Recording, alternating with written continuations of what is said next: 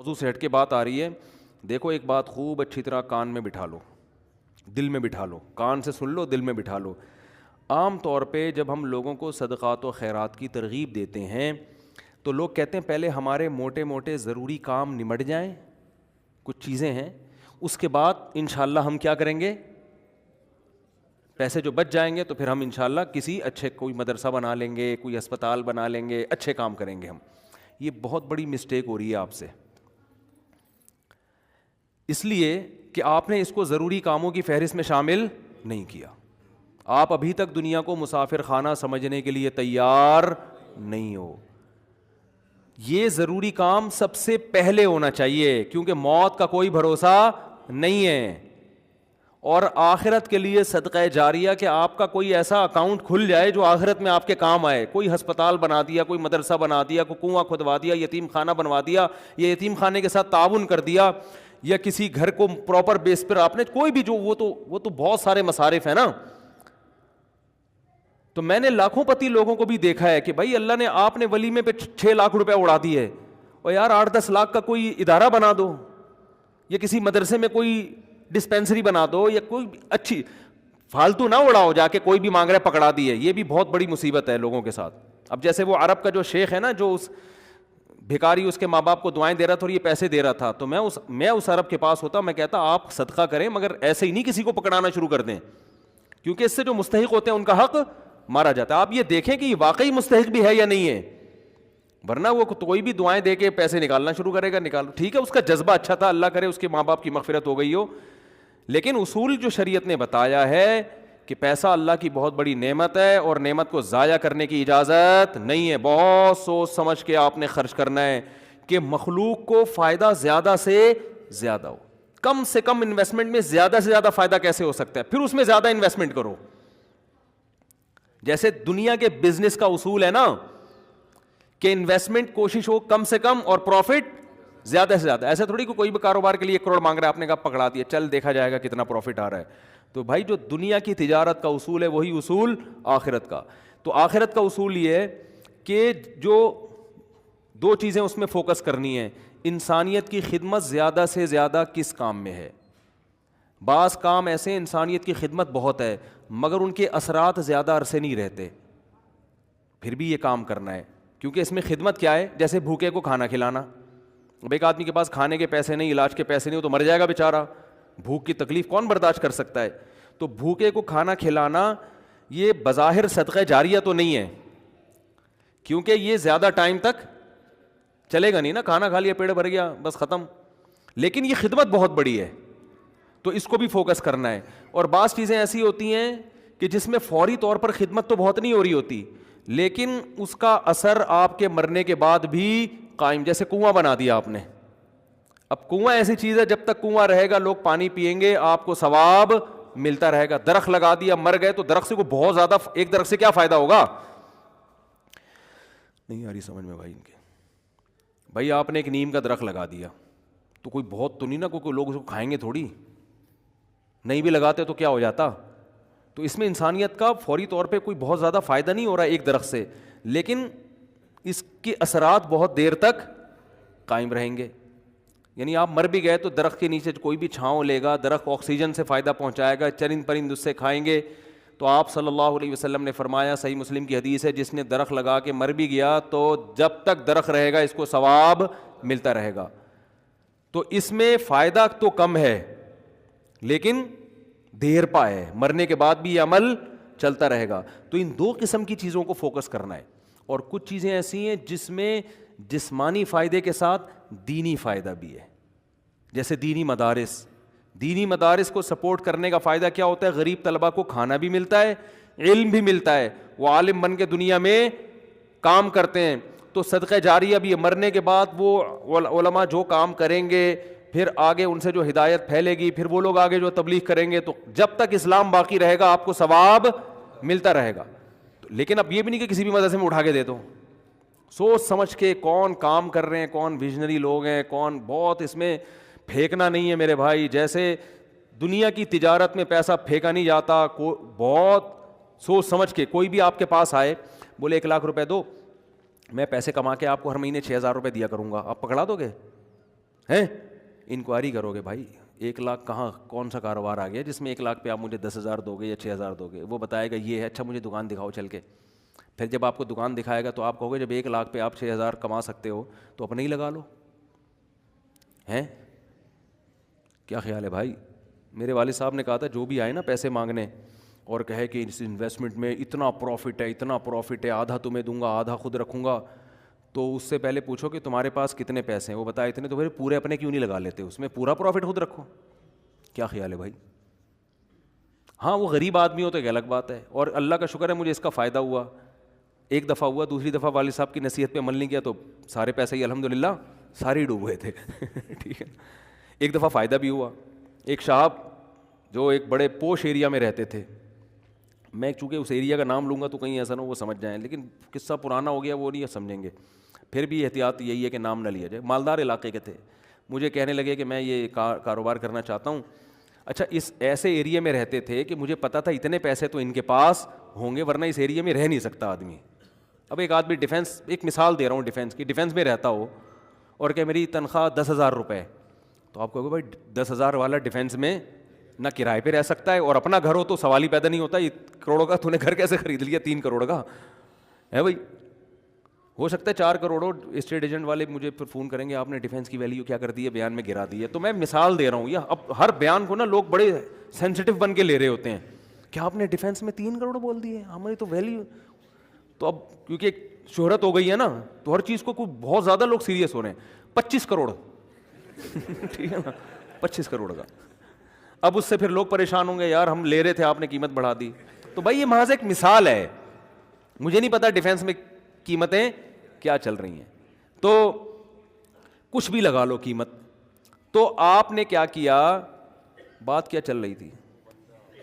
ہاں بندہ میرے پاس آیا، رہتا پوش ایریا میں، مالدار علاقے میں، مجھے کہنے لگا آپ مجھے پیسے دو میں یہ چیز خرید کے بیچوں گا، آدھا پروفٹ آپ کا آدھا میرا. تو مجھے ابا کی بات یاد آ گئی. میں نے کہا جو اتنے انویسٹمنٹ آپ مجھ سے کروا رہے ہو تو یہ چیز آپ خود خرید کے بیچ دو پورے پیسوں کی، پورا پروفٹ آپ کا، مجھے آدھا کیوں دے رہے ہو؟ انویسٹمنٹ جو مجھ سے کروا رہا ہے اور آدھا پروفٹ دے رہا ہے، اس کا مطلب وہ رسک لینے کے لیے تیار نہیں ہے. بولے ڈوبیں تو اس کے ڈوبیں، اس کا مطلب آپ کو خود پتا ہے کہ یقینی پروفٹ نہیں ہے. سمجھتے ہو کہ نہیں سمجھتے؟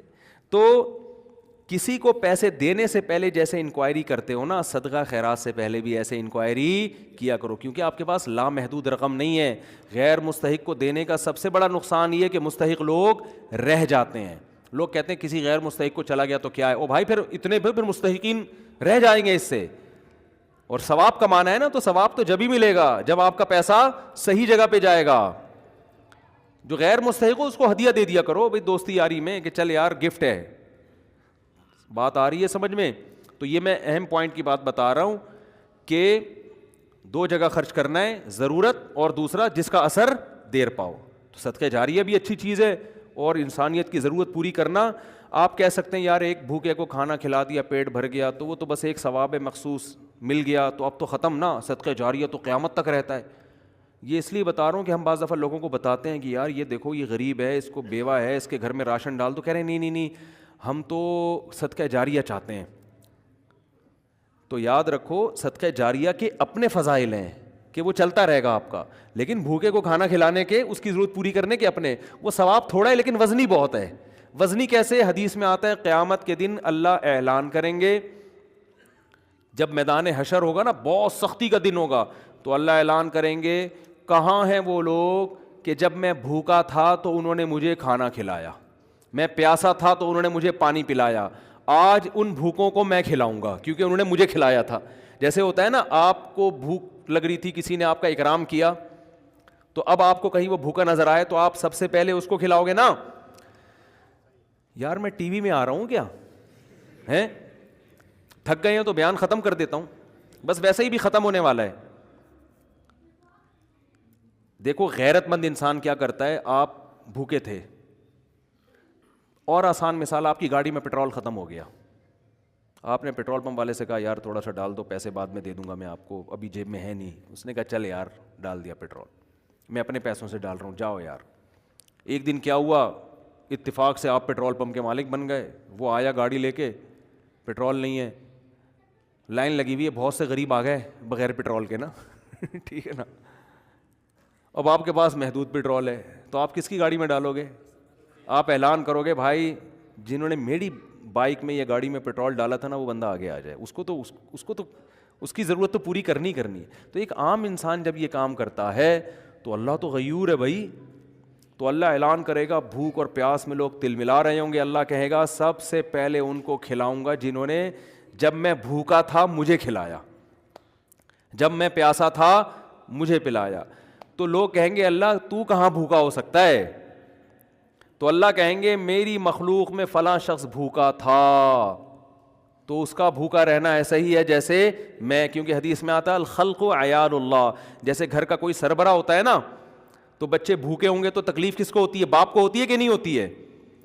تو آپ صلی اللہ علیہ وسلم نے فرمایا اللہ کی مخلوق بھی ایسے جیسے اللہ کے اہل و عیال, اللہ کا تو اہل و عیال نہیں ہوتے لیکن مثال دی ہے, ایسے ہی ہے اللہ کو, ان کی فکر ایسے ہی ہے. وہ الگ بات ہے بہت سے بھوکے مرتے ہیں, یہ اللہ کی تقدیر ہے, یہ اللہ کی حکمت ہے, دنیا کو اللہ نے ایسے ہی چلایا ہے کہ کسی کو ملے گا کسی کو نہیں ملے گا, یہ اب اس میں تو اللہ سے نہیں الجھ سکتے.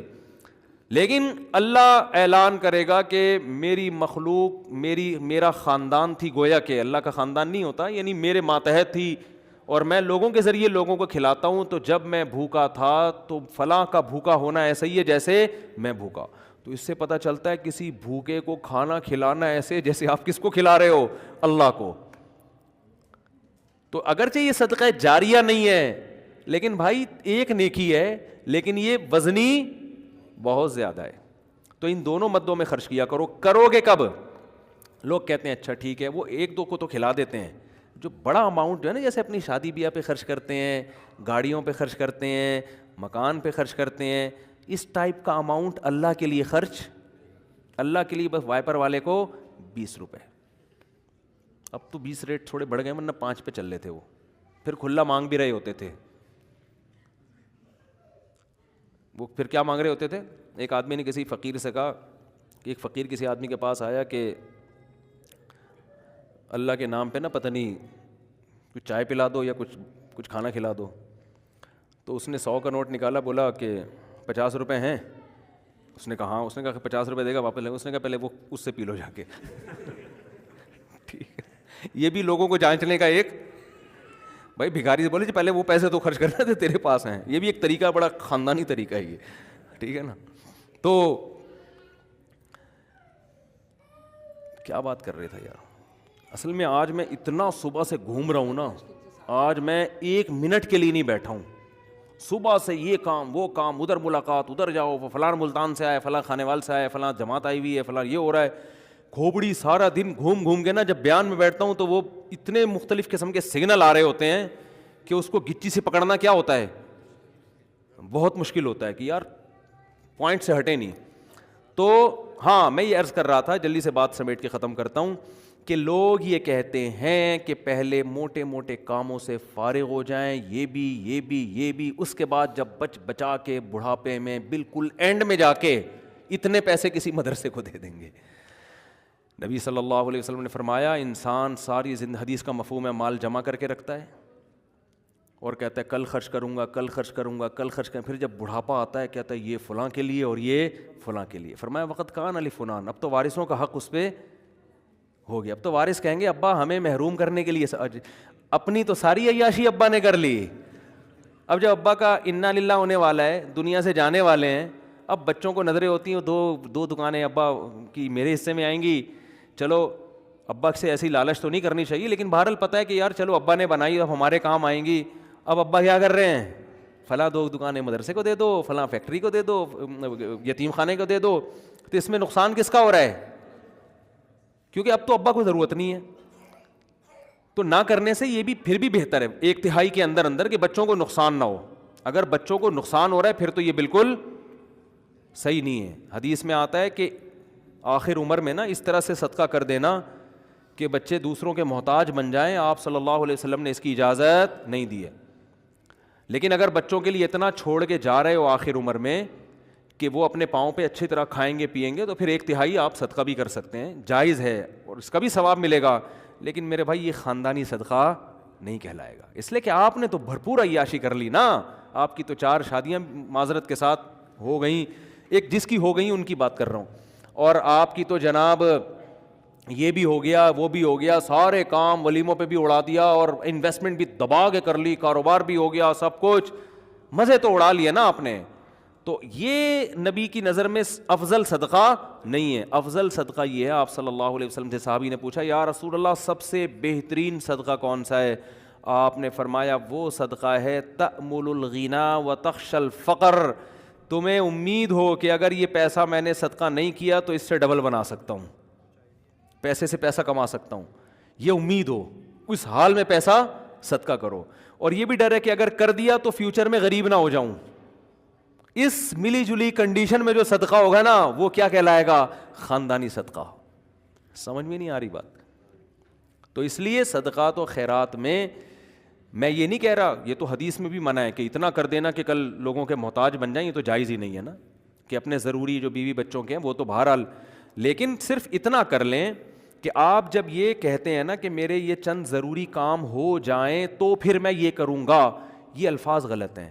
آپ یہ کہیں کہ میرے چند ضروری کاموں میں ایک اہم ترین کام یہ بھی ہے, تو یہ والا کام بھی ان ضروری کاموں کی طرح ترجیحی بنیادوں پہ کرنا ہے, اور یہ چند ضروری کام جس میں یہ بھی ہو جائیں تو پھر میں کیا ہو جاؤں گا؟ فری, پھر میری مرضی میں جہاں چاہے صدقہ کروں.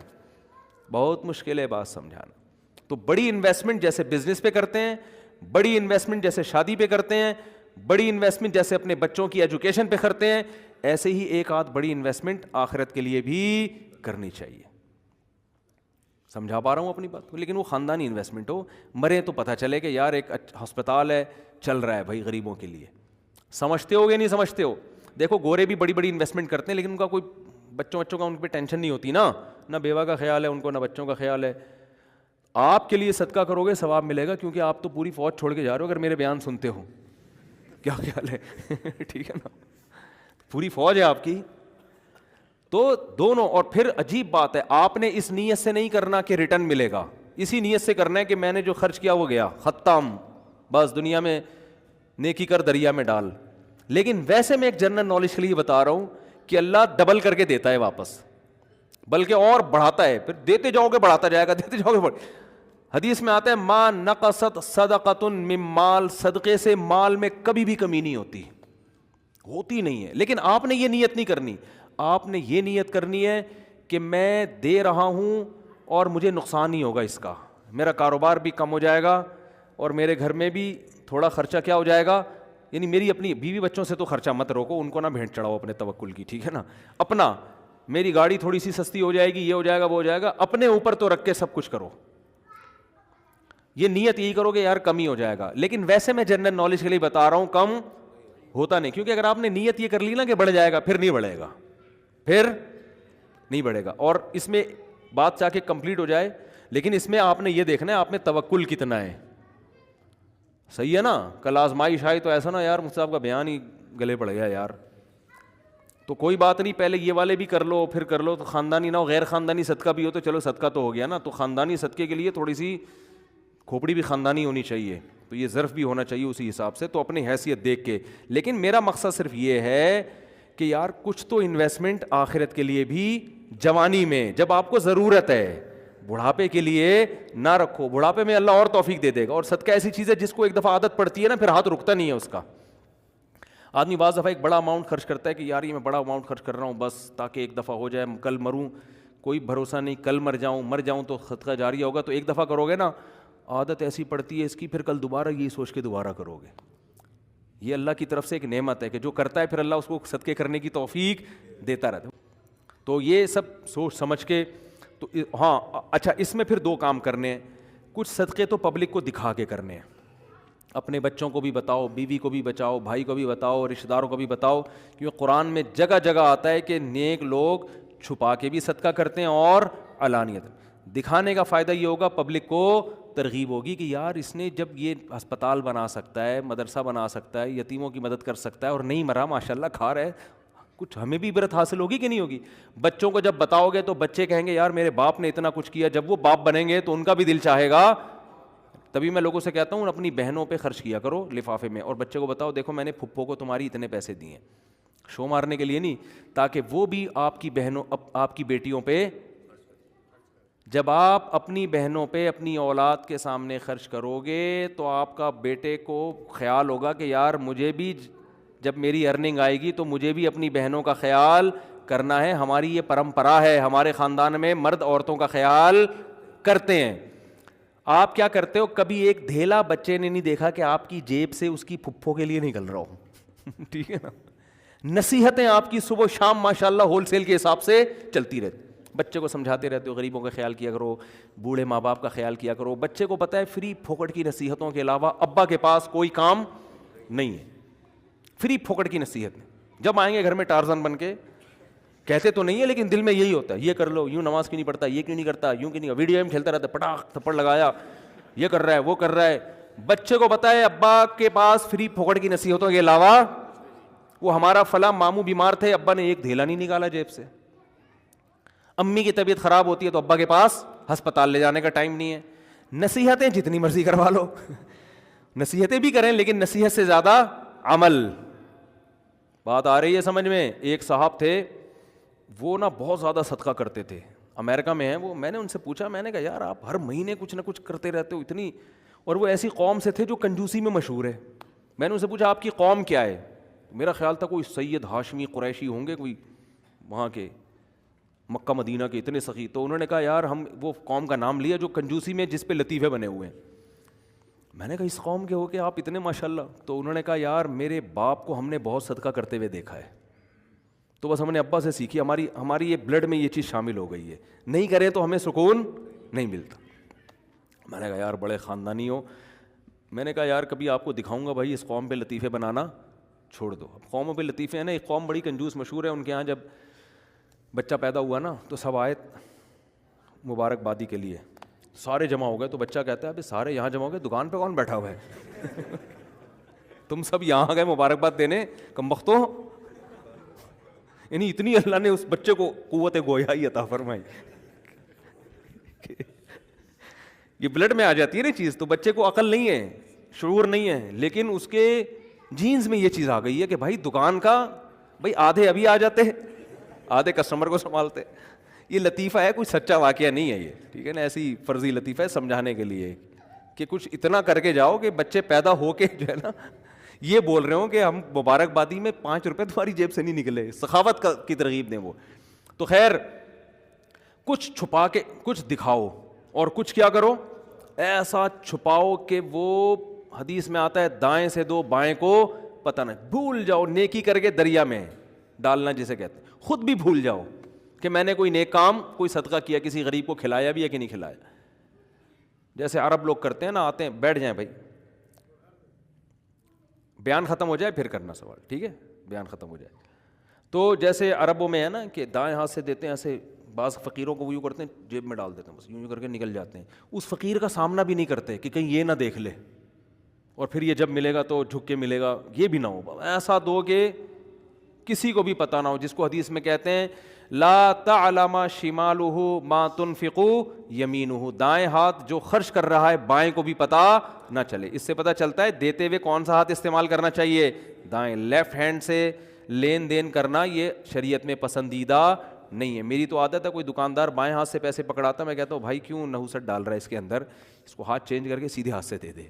مجبوری ہو تو ایک الگ بات ہے, آپ ڈرائیونگ کر رہے ہیں تو پھر اب یہ تو نہیں کہ وہ جو ہے نا ایک ہاتھ سے گیئر پکڑا ہوا ہے ہاتھ چھوڑ کے جی تو کھڈے میں گر گئی گاڑی. تو مجبوری میں لیفٹ ہینڈ استعمال کیا جائے گا. مجبوری میں الٹے ہاتھ سے کھانے کی بھی اجازت ہے مجبوری میں, لیکن نارملی ڈرائیونگ میں آپ الٹے ہاتھ سے مجبوری ہوتی ہے بعض دفعہ, بعض لوگ رائٹ ہینڈ سے صحیح اسٹیئرنگ پہ قابو رکھتے ہیں, لیکن نارملی نہ دائیں بائیں سے لیفٹ ہینڈ سے کھانا چاہیے, نہ لین دین کرنا چاہیے.